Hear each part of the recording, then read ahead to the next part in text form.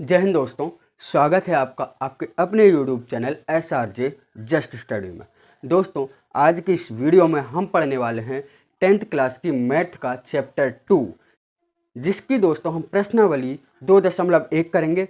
दोस्तों, 2.1 करने से पहले हम इस चैप्टर का इंट्रोडक्शन करेंगे। सबसे पहले किसी भी प्रश्नावली को समझने के लिए उसका इंट्रोडक्शन जरूरी है। दोस्तों, हमारे चैप्टर 2 का नाम है बहुपद। बहुपद को इंग्लिश में बोला जाता है दोस्तों पॉलिनोमियल। तो हम समझेंगे कि पॉलिनोमियल किसे कहते हैं।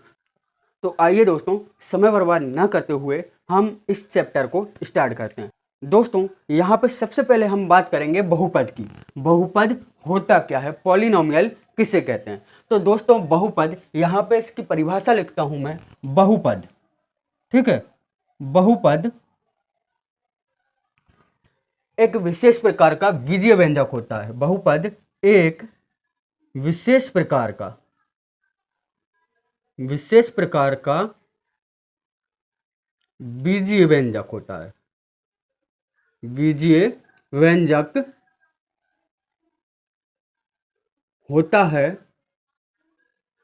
जिसकी घात हमेशा धनात्मक होगी। क्या होगा दोस्तों? जिसकी घात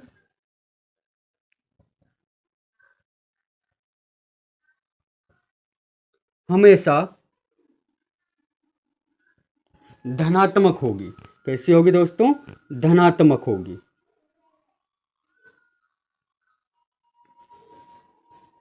ठीक है दोस्तों, बहुपद जो होता है उसकी घात हमेशा धनात्मक होनी चाहिए। पॉलिनोमियल की घात बोलते हैं दोस्तों, ये जो x के ऊपर लगी हुई है इसको हम घात बोलते हैं। यहाँ इसकी घात 2 है, इसकी 2 है, इसकी 2 है, और यहाँ ये वाले में घात 3 है। ठीक है दोस्तों, तो ये जो घात है हमेशा धनात्मक होनी चाहिए। और दूसरी चीज़ क्या होगी इसमें दोस्तों? बहुपद का मतलब होता है एक से ज़्यादा पद। जैसे 3x + 2, यहाँ पे दोस्तों हमारे दो पद हैं, एक पद ये है और एक ये है।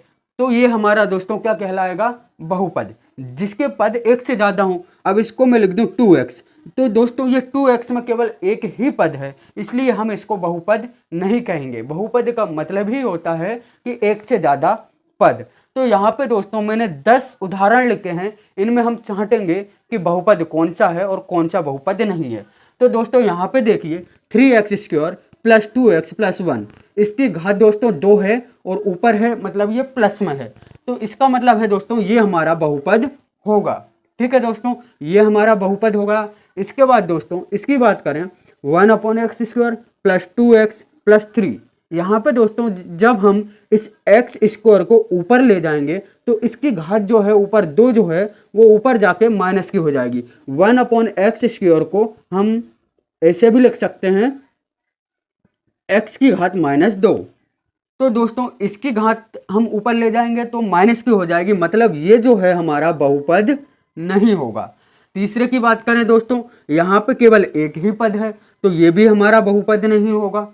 इसके बाद दोस्तों 3/2x² + 9, यहाँ पे दो पद भी हैं और ऊपर ये जो घात लगी है वो प्लस की है, तो ये हमारा बहुपद होगा। इसके बाद इसकी बात करें x² + 4, तो यहाँ पे भी घात प्लस की है, तो ये बहुपद होगा और दो पद हैं।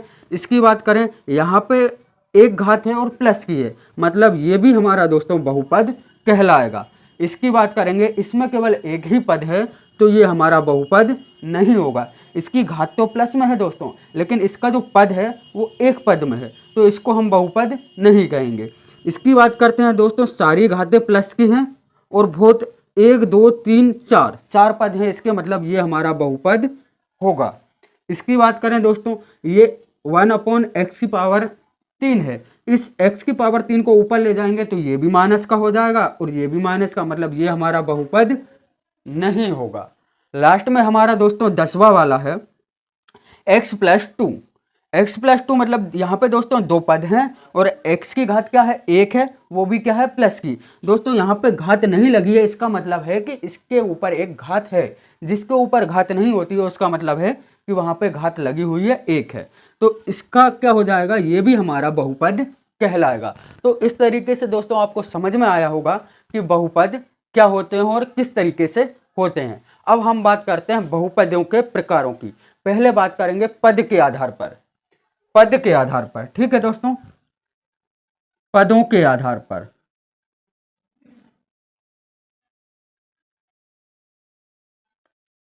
ये कितने प्रकार के होंगे दोस्तों? 3 प्रकार के होंगे। कौन से? 3 प्रकार के। तो पहला बात करेंगे, पहला आता है आपका एक पद बहुपद। इसका उदाहरण देखें दोस्तों हम तो एक्स स्क्वायर। ये दोस्तों जब हम पढ़ते हैं पदों के प्रकार तो इसमें हम एक पद को भी पढ़ते हैं, लेकिन ये हमारा बहुपद होता नहीं है। अब दूसरा प्रकार होगा इसका द्विपद, द्विपद बहुपद। इसमें 2 पद होंगे, जैसे एक्स स्क्वायर प्लस 2, ये द्विपद बहुपद हो गया हमारा। अब इसके बाद होगा हमारा दोस्तों तीसरा त्रिपद बहुपद, त्रिपद बहुपद।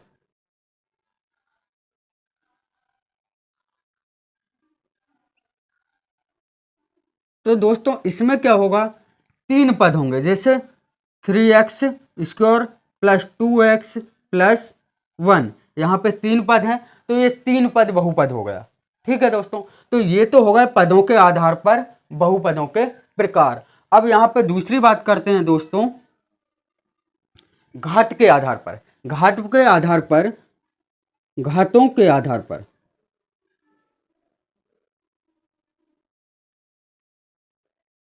यहां पर भी दोस्तों 3 प्रकार के होंगे ये बहुपद। कैसे? पहला होगा एक घात बहुपद। ठीक है दोस्तों, वो बहुपद जिसकी घात 1 हो। उदाहरण के लिए हम लिखते हैं x प्लस 2, इस पे एक घात है तो ये एक घात बहुपद हो जाएगा। दूसरा होगा हमारा द्विघात बहुपद, द्विघात बहुपद। वो बहुपद दोस्तों जिसकी घात 2 हो वो कहलाता है द्विघात बहुपद। जैसे एक्स स्क्वायर प्लस 2, इसमें कितनी घात हैं? 2 घात हैं, मतलब ये हमारा हो जाएगा द्विघात बहुपद। अब बात करते हैं हम आखिरी वाला, तीसरा है हमारा त्रिघात, त्रिघात बहुपद।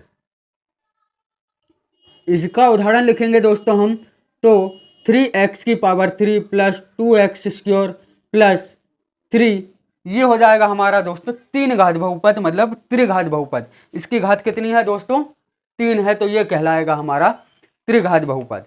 तो दोस्तों आप ले लीजिए इसका स्क्रीनशॉट, फिर हम आगे पढ़ते हैं।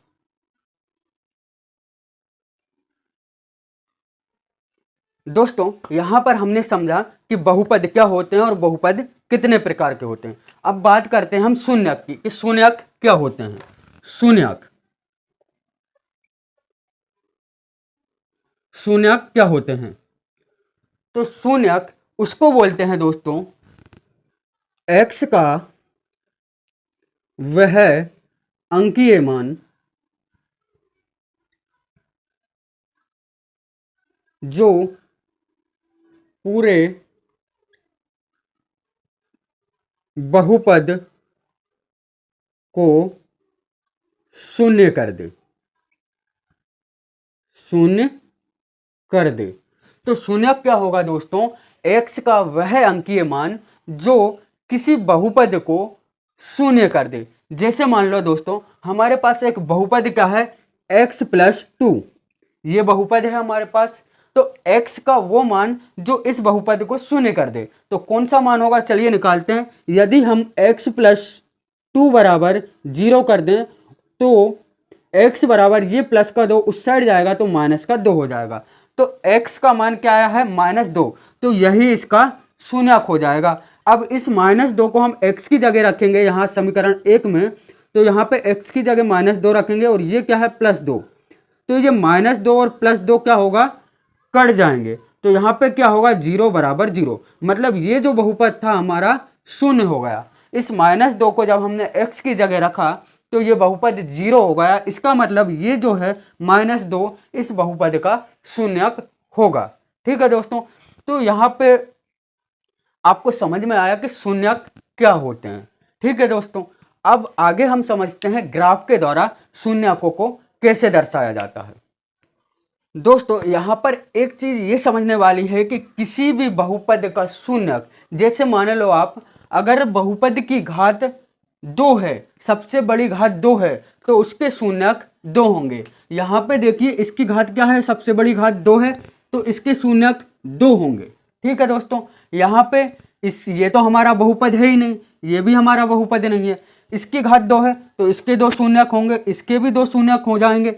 जिन जिन की घात 2 है दोस्तों उनके शून्यक 2 हो जाएंगे। यहाँ पे देखिए दोस्तों x की घात कितनी है, 3 है, तो इसके 3 शून्यक बनेंगे।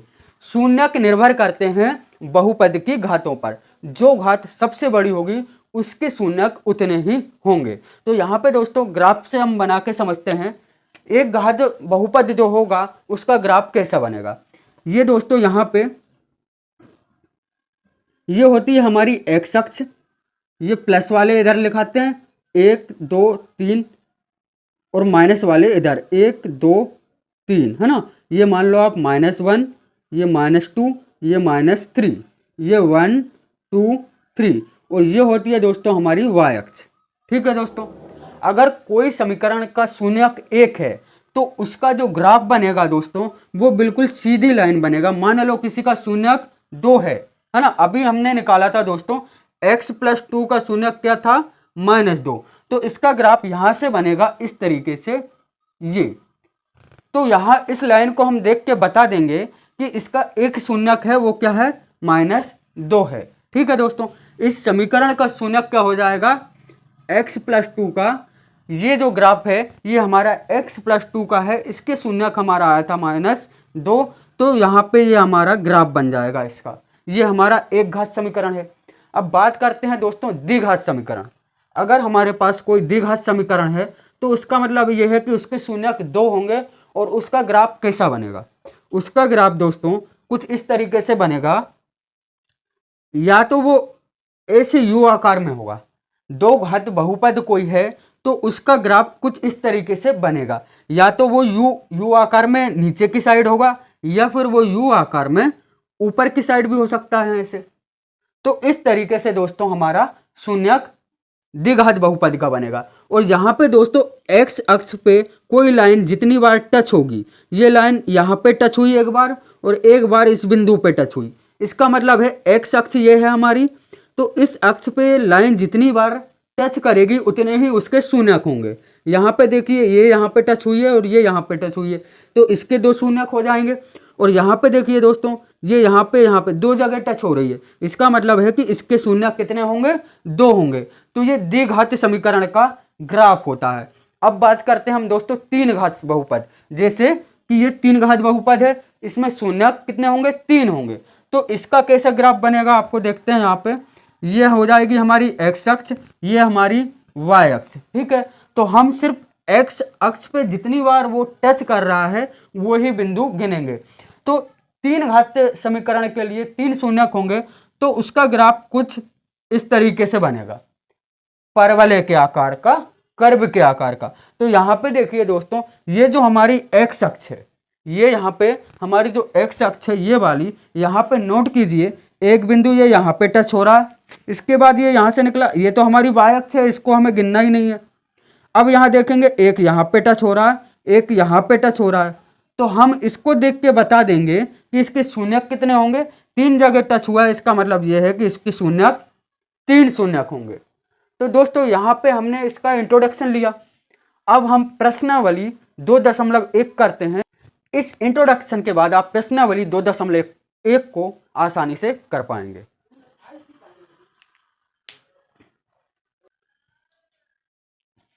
दोस्तों यहाँ पे हमने प्रश्नावली 1 का पहला सवाल लिख लिया है। दोस्तों प्रश्नावली 1 में एक ही क्वेश्चन है जिसे हमें हल करना है, तो आइए अब हम इस क्वेश्चन को हल करते हैं। तो यहाँ पे दोस्तों क्वेश्चन में क्या दिया है, किसी बहुपद px के लिए y बराबर px का ग्राफ नीचे दिया गया है। नीचे कुछ ग्राफ दिए गए हैं दोस्तों, प्रत्येक स्थिति में px के शून्यकों की संख्या ज्ञात कीजिए। हमें नीचे दोस्तों ग्राफ दिए गए हैं, उनको देखकर हमें यह बताना है कि उसके कितने शून्यक हैं। तो आइए एक एक करके हम सभी के शून्यकों का पता लगाते हैं। तो यहाँ पे आइए दोस्तों, पहला सवाल, टोटल 6 सवाल हैं, तो पहला करते हैं। पहले में हमें ये जो ग्राफ दिया है, इसमें देखिए मैंने इंट्रोडक्शन में दोस्तों आपको बताया था, एक्स अक्ष पे लाइन जितनी बार टच करेगी उसके उतने ही शून्यक होंगे। यहाँ पे ये देखिए, ये सीधी लाइन है, ये वाई अक्ष के ऊपर बनी हुई है, एक्स अक्ष नीचे रह गई है। इसका मतलब है कि इसका कोई शून्यक नहीं है। तो आंसर में यहां लिखेंगे हम इसका कोई शून्यक नहीं है। ठीक है दोस्तों, ये जो हमारा पहला है, इसका कोई भी शून्यक नहीं है। इसके बाद दोस्तों अब हम सेकंड वाले पे पॉइंट करेंगे। सेकंड वाले सवाल में हमें ये डायग्राम दिया है, हमें सिर्फ चेक करना है कि एक्स अक्ष पे कितनी बार टच हो रहा है। तो यहाँ से ये लाइन गई है, ये वाई अक्ष है, इसको हमें नहीं गिनना है। अब यहाँ से आगे चलते हैं तो एक्स अक्ष ये वाली है, यहाँ पे ये एक बार टच हुआ है, इसका मतलब है कि इसका एक शून्यक है। इसका कितना शून्यक होगा? एक शून्यक। इसका आंसर हो जाएगा एक शून्यक। ठीक है दोस्तों, दूसरे वाले का आंसर हो जाएगा हमारा एक शून्यक होगा इसका। अब बात करते हैं हम तीसरे ग्राफ की। तो तीसरे ग्राफ पे भी हम केवल एक्स अक्ष को देखेंगे, वाई अक्ष पे कितनी बार टच करें हमें उससे कोई मतलब नहीं है। तो ये हमारी एक्स अक्ष है, यहाँ पे देखिए पहला टच यहाँ पे किया, इसके बाद ये यहाँ गया, ये वाई अक्ष है, इसको नहीं गिनेंगे। दूसरा टच यहाँ पे किया और तीसरा टच यहाँ पे किया, मतलब ये 3 जगह टच कर रहा है एक्स अक्ष को। इसका मतलब है इसके 3 शून्यक होंगे। तो इसके आंसर में लिखेंगे हम 3 शून्यक। कितने? 3 शून्यक होंगे इसके। ठीक है दोस्तों, तो इसका आंसर ये हो गया, इसके 3 शून्यक हो गए, इसके 1 शून्यक और इसका कोई भी शून्यक नहीं है। ठीक है दोस्तों, पहले वाले का कोई भी शून्यक नहीं होगा। अब बात करते हैं हमारा चौथा वाला ग्राफ। चौथे वाले ग्राफ में आप देखेंगे दोस्तों, यहाँ पे ये हमारी एक्स अक्ष पे एक पॉइंट यहाँ पे टच हुआ एक बार, दूसरी बार इसने यहाँ पे टच किया, मतलब 2 शून्यक इसके हो जाएंगे। तो इसका आंसर लिखेंगे हम, इसके कितने शून्यक हैं? तो 2 शून्यक। ये इसका आंसर हो जाएगा 2 शून्यक। ठीक है, अब बात करते हैं पांचवें वाले की। पांचवें वाले में भी हम एक्स अक्ष पे गिनेंगे। तो यहाँ पे देखिए, यहाँ पे टच हुआ एक बार, दूसरी बार यहाँ पे हो गया, ये हमारी वाई अक्ष है, इसको हम नहीं गिनेंगे। तो वाई अक्ष को छोड़ो, तीसरी बार ये यहाँ पे हुआ और चौथी बार ये यहाँ पे टच हुआ। तो मतलब इसके कितने शून्यक हैं? 4 शून्यक होंगे। ठीक है, और इसका जो बहुपद होगा वो 4 घात वाला होगा। तो यहाँ पे लिखेंगे हम इसके 4 शून्यक, ये इसका आंसर हो जाएगा। ठीक है दोस्तों, बस इतना ही इनका आंसर है। ग्राफ दिए होंगे, आपको देख के बताना है कि कितने शून्यक होंगे। अब यहाँ पे आ जाइए, ये 6 नंबर का क्वेश्चन। यहाँ पे देखिए, ये एक बार यहाँ पे टच हुआ, इसके बाद फिर ये यहाँ पे आके एक बार ये यहाँ पे टच हुआ, फिर ये बाएं पे गया और फिर यहाँ पे एक बार फिर से टच हुआ। तो यहाँ पे 3 बार टच हुआ है। तो इसके कितने शून्यक हो जाएंगे? 3 शून्यक हो जाएंगे। तो यहाँ लिख देंगे हम 3 शून्यक। ये हो गए हमारे इसके 3 शून्यक। तो यहाँ पे दोस्तों एक एक करके हमने 6 के 6 सवालों के शून्यक ज्ञात कर लिए हैं। तो आशा करते हैं दोस्तों कि आपको प्रश्नावली बहुत अच्छी तरीके से समझ में आ गई होगी और आप ये भी समझ गए होंगे इंट्रोडक्शन के द्वारा कि पॉलिनोमियल बहुपद क्या होते हैं और कैसे बहुपदों को पहचाना जाता है। इसके बाद हमने पढ़ा कि शून्यक क्या होते हैं। ठीक है दोस्तों, इसके बाद दोस्तों हम करेंगे प्रश्नावली 2.2, जिसमें हम बहुपद के शून्यक निकालना सीखेंगे। तो दोस्तों यदि आपको ये अच्छा लगा है और आपको समझ में आया है तो वीडियो को लाइक कीजिए और चैनल को सब्सक्राइब कीजिए और साथ ही दोस्तों बेल आइकन के बटन को दबा दीजिए ताकि हमारे आने वाली हर एक नई वीडियो का नोटिफिकेशन आपको सबसे पहले मिले। तो दोस्तों अगली क्लास में हम जल्दी मिलेंगे प्रश्नावली 2.2 के साथ। तो जय हिंद दोस्तों, हमें दीजिए इजाज़त। जय हिंद, जय भारत।